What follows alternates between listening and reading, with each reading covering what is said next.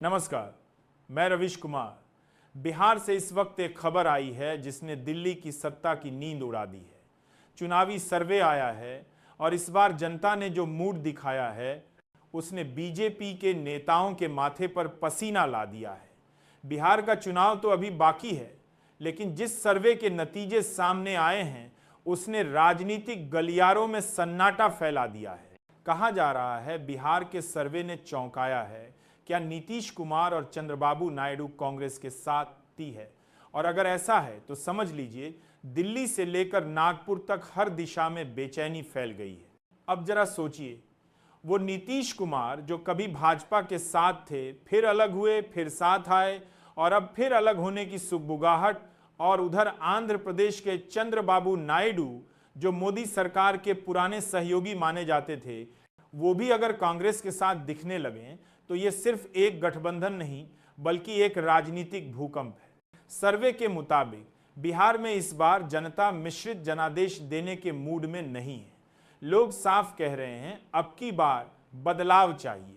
BJP के अंदर ही लोग मान रहे हैं कि नीतीश कुमार का अलग रास्ता लेना एनडीए को बहुत भारी पड़ सकता है।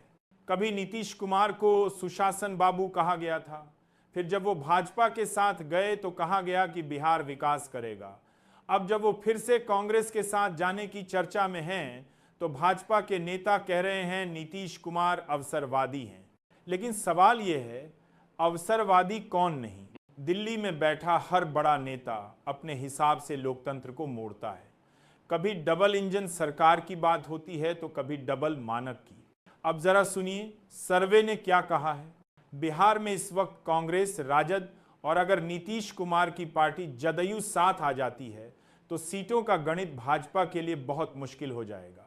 वहीं नायडू का आंध्र में कांग्रेस से हाथ मिलाना दक्षिण में भी भाजपा के लिए खतरे की घंटी मानी जा रही है। मोदी और शाह दोनों इस खबर से हैरान बताए जा रहे हैं।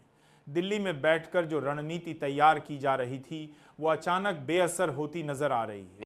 अंदर खाने से खबर है कि बीजेपी के कुछ वरिष्ठ नेता कह रहे हैं अगर नीतीश और नायडू कांग्रेस के साथ चले गए तो विपक्ष के पास अब एक मजबूत ऑल इंडिया नैरेटिव होगा, सब एक साथ बीजेपी के खिलाफ।